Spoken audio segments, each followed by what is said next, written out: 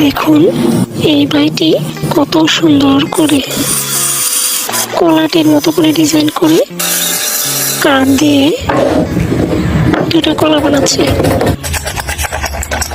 হাতের কাজ কত মসৃণ হলে এত সুন্দর করে কলার মতো করে বানাতে পারে।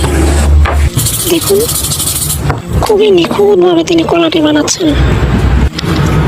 যখন বানানো শেষ হবে, রং করা হবে, তখনই দেখবেন যে মনে হবে যে অরিজিনালি একটা কলা এটার পাশে রাখা আছে।